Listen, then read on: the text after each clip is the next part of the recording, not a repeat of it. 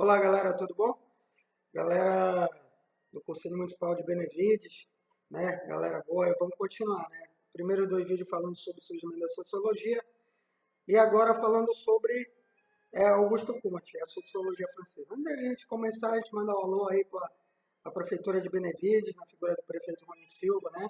O secretário de Juventude aí, o professor Adriel, o companheiro de luta aí, e também a coordenação do CJDH, né? O Alex, o Juan, tal. Aquele forte abraço, vamos lá. É, dando continuidade ao nosso estudo, Augusto Comte, Escola Francesa. Né? Vamos contextualizar. Né? Contextualizar Augusto Comte, você vai ver que a Escola Francesa surge no momento da sociologia pioneira, né? Vai buscar um conhecimento científico. E a ciência estava na sua ascensão, né? Devido à Feira de Ciências da França, onde foi iluminada pela corrente alternada, né, do Tesla.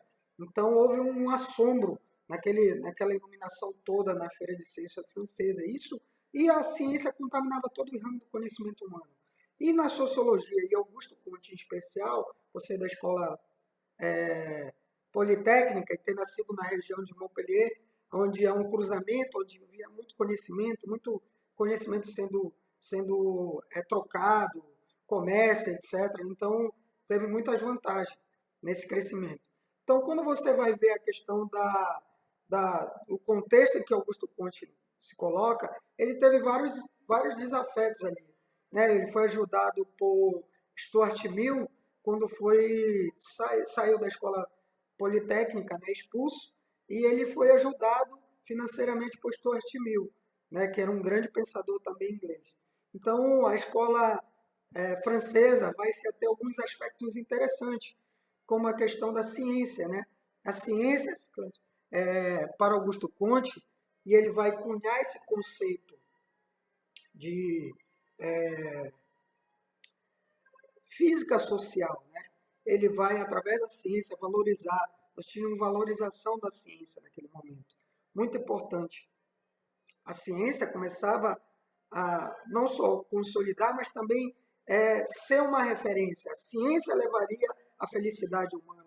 A ciência daria a possibilidade dos seres humanos serem felizes.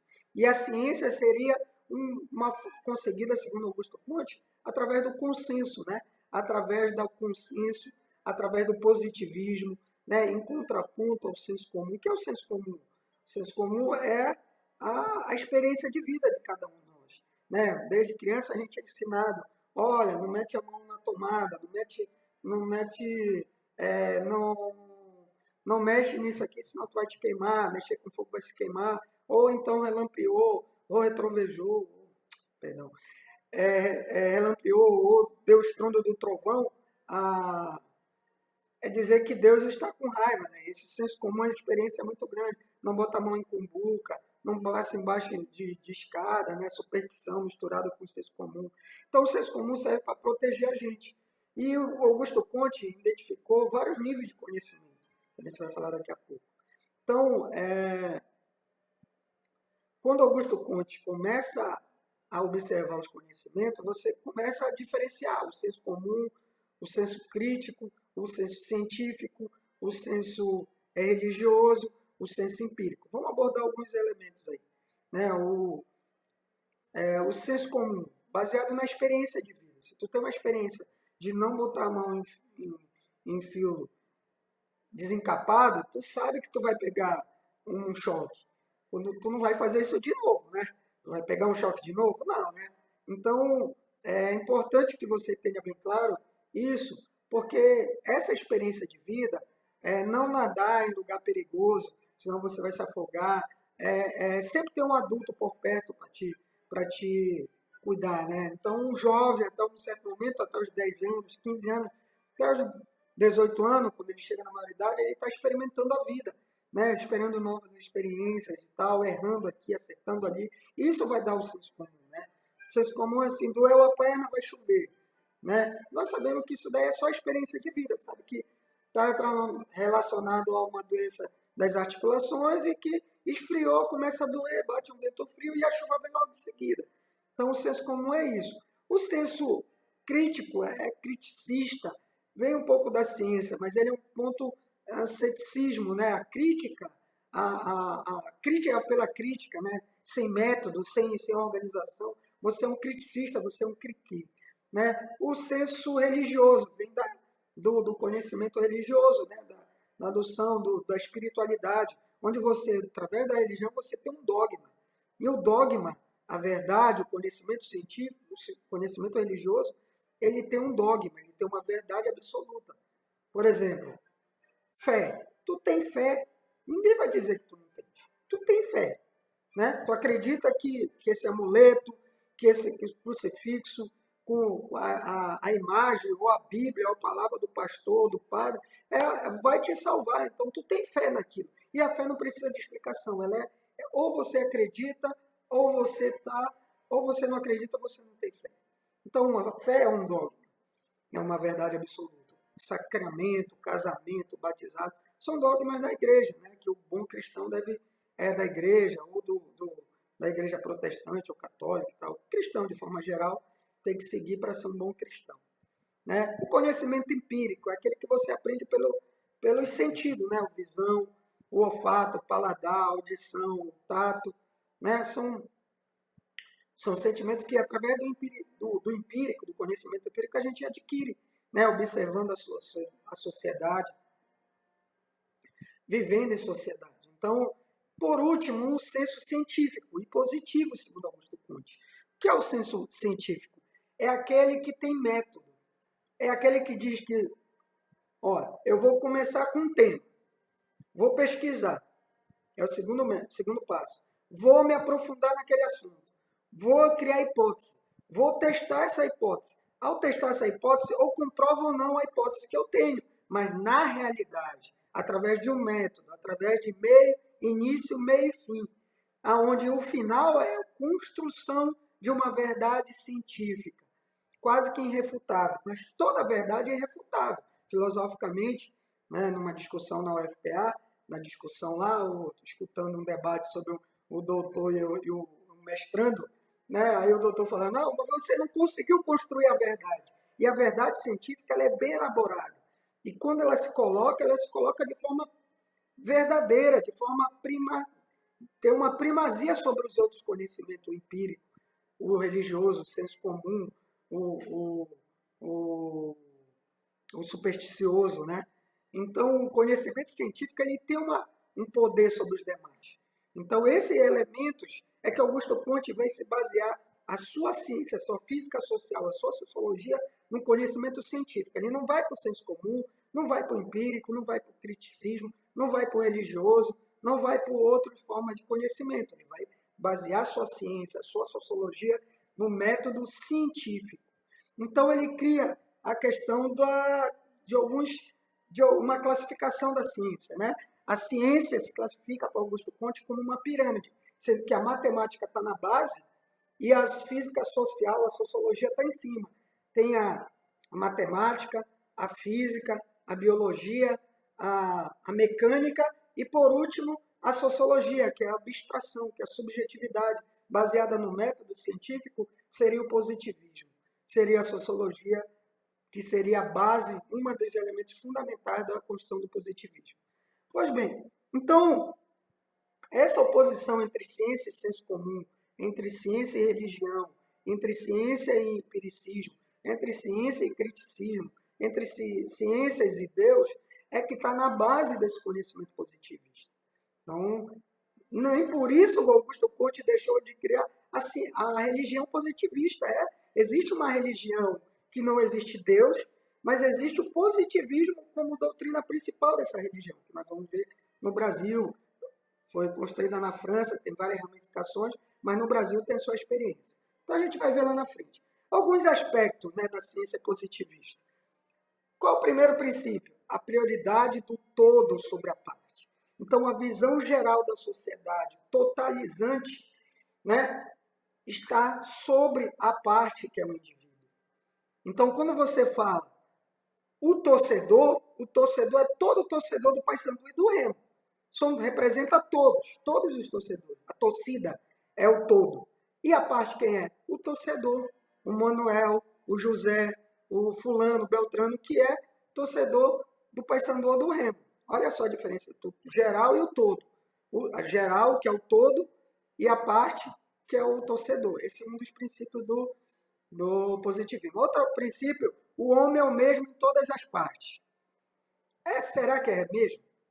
Não, né? O homem brasileiro é um homem norte-americano é outro, um homem japonês é outro, um homem chinês é outro. Então, Augusto Conte quis dizer o seguinte com isso: que o homem tem uma unidade genética, uma unidade espiritual, tendo positivo. Olha só que bonito. Só que, na verdade, não é. Não é. É uma das falhas do pensamento do Augusto Conte. Né? O homem não é o mesmo em toda parte. Não é. Eu vou para a China, eu não vou ser o Augusto. Eu vou ser o Augusto que mora na China, com característica, com porta. Hoje a gente entende isso melhor. Mas lá na virada do século XIX para o século XX, isso era muito levado a sério pelos cientistas sociais da época. Porque Augusto Conte era uma referência. Ele dava uma unidade. Olha só como ele atrela o indivíduo aí quase que não existe. Por quê? Porque a sociologia de Augusto Conte, gravem bem isso, a sociologia de Augusto Conte é estruturalista, como nós vamos ver em Emile Durkheim e Karl Marx. Eles abordam as estruturas em detrimento do indivíduo. Então, esse elemento é fundamental para você ver que cai algumas provas, algumas questões relacionadas a isso. Quem tem esse tipo de conhecimento, saber relacionar estruturalismo e individualismo, né, nós vamos ver lá na frente, nas aulas futuras, responde muito bem as questões. Outro elemento também é o progresso do conhecimento, é característica da sociedade. Nisso ele acertou, Augusto Conte, né, como elemento, característica do pensamento positivista. O progresso do conhecimento é característica da sociedade. E isso faz parte mesmo. O celular evolui de celular, a camisa evolui, o material, os livros, né, a estante, a tecnologia evolui. Então faz parte. Essa característica o Augusto Conte acertou bacana. E, já finalizando, a lei dos três estados. A lei dos três estados é a lei do conhecimento do positivo, do conhecimento humano que ele fica falando, do progresso humano. Então ele fala que a lei dos três estados tem três estados, né? O teológico, o metafísico e o positivo. Vamos por parte. O teológico se subdivide em fetichismo, ateísmo e monoteísmo. Não, perdão. O teológico se divide, né, subdivide em três aspectos. Primeiro, o fetichismo, o politeísmo e o monoteísmo. Sendo que o fetichismo, ele acredita em amuleto,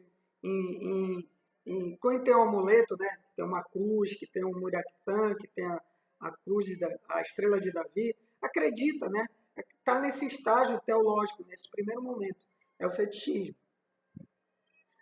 O segundo é o politeísmo, que está atrelado à teológico, né? Então, esse segundo, do teologismo, ele tem uma característica muito engraçada, que ele é o politeísmo. São as religiões que têm vários deuses. O candomblé é um deles, tem o tranca-rua, tem a Emanjá, tem vários santos, vários deuses. Quem tem vários deuses tem vários deuses, né? E, por último, né, também no politeísmo, tem as religiões do escravagismo. A maioria eram, praticamente todas, predominantemente eram politeístas, tinha vários deuses. Na Grécia tinha Zeus, Atenas, na cultura romana tinham Júpiter, né, que era o deus, que era muito similar à cultura grega, mas o Júpiter era o grande deus, né, e tinha outros deuses, né, da colheita, da terra, do céu e tal. Então, politeísmo. E por último, o monoteísmo, que é um único Deus, que é o nosso cristianismo, islamismo, né, o judaísmo, são um único Deus. Então, o teologismo se divide em fetichismo, politeísmo e monoteísmo. E o metafísico, que é a segunda característica dessa lei dos três estados, que é a evolução. Se o teologismo é a infância no nosso desenvolvimento, o metafísico representa a juventude, onde você acredita no ismo, nas grandes ideias, pacifismo, fascismo, nazismo, tudo que é ismo, né? Tudo que é exagero, né? Tudo que é dadaísmo, budismo, né? Tudo que envolve exagero está na base da juventude, né? No desenvolvimento. Então, tu passa pela infância, teologismo, acreditar em Deus, metafísico, você acreditar nas grandes ideias, na abstração, né? Você formular grandes ideias, abstração, e por último, o positivismo, que é o terceiro estado, que é a fase adulta, onde você questiona o conhecimento, onde você constrói o conhecimento através do conhecimento, através do método científico, através da aplicação, da observação científica, né, dos métodos científicos. Então, essa é a base do positivismo, na lei dos três estados. E a influência desse positivismo, né? Como é que você influencia, como é que você verifica esse positivismo no Brasil? Qual é a influência do positivismo? Na França já existia, né, nessa escola francesa, onde tinha influência muito grande do cientificismo, e o Augusto Comte foi um expoente disso, teve vários, era uma referência da época, né? Hoje já tem muitas críticas com relação ao positivismo, mas no Brasil tem algumas características. Por exemplo, tem a igreja do positivismo no Rio de Janeiro, né, que é uma igreja que não existe Deus. Né? Hoje em dia é difícil a gente entender igreja sem Deus, né? Mas existe uma igreja que é a igreja que tem um positivismo como doutrina principal, como elemento doutrinário principal, onde a ciência está na base, uma religião cientificista, uma religião que não existe Deus, não existe verdades em torno de deuses, de mitos, de crenças, mas em torno de uma doutrina positivista.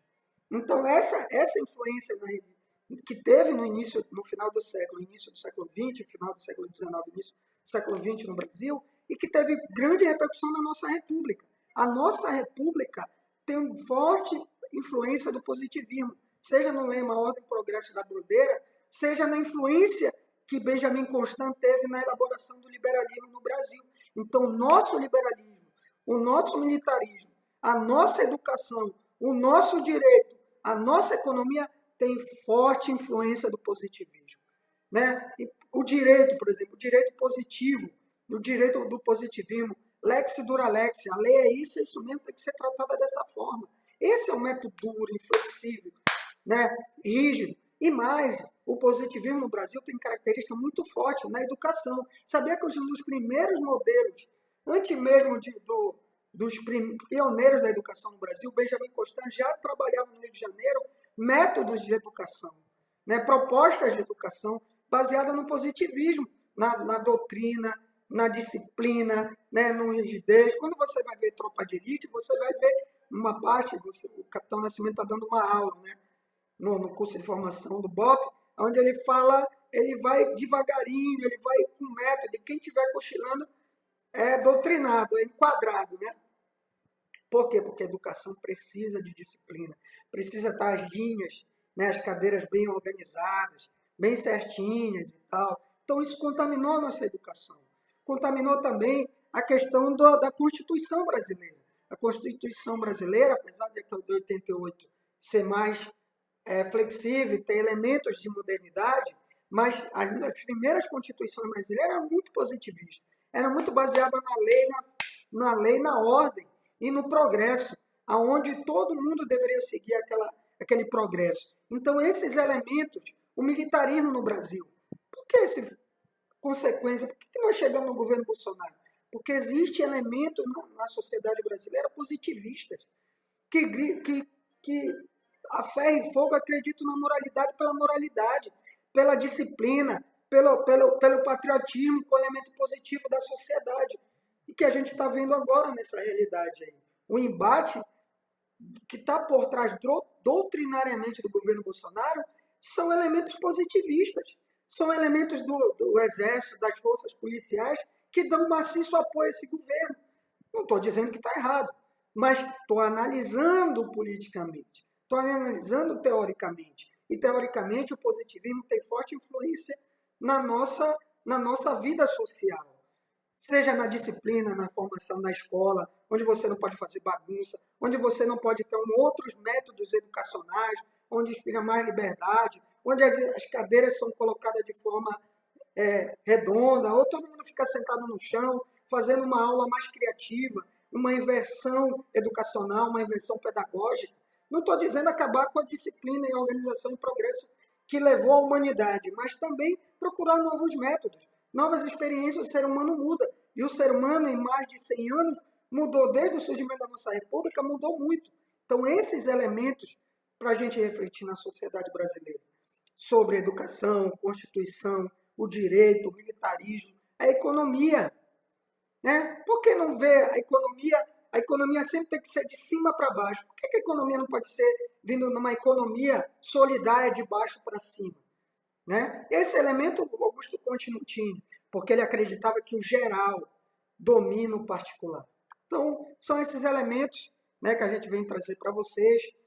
Tem um exercício, tem a apostila, e a gente fala para vocês, galera, estudem, continuem estudando, porque o Enem parece que vai rolar mesmo, entendeu? Então estudem, foco em estudo, disciplina.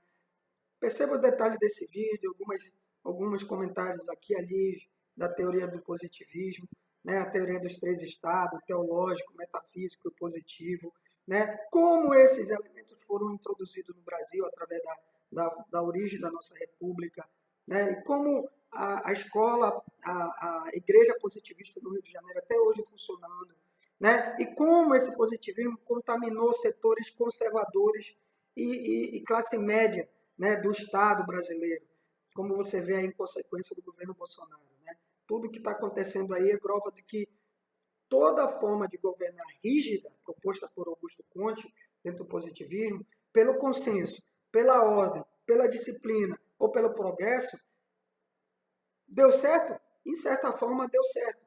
Né? São elementos importantes de análise. Mas, hoje em dia, com o crescimento da sociedade brasileira, outros métodos podem ser incluídos de incorporação das grandes massas, dos grandes trabalhadores na economia, na decisão, dentro da decisão da escola, do conselho escolar, né, que democratiza a relação. Então, são esses elementos que eu trago para você refletir e fazer os exercícios, dar uma lida no material. Um abraço, galera!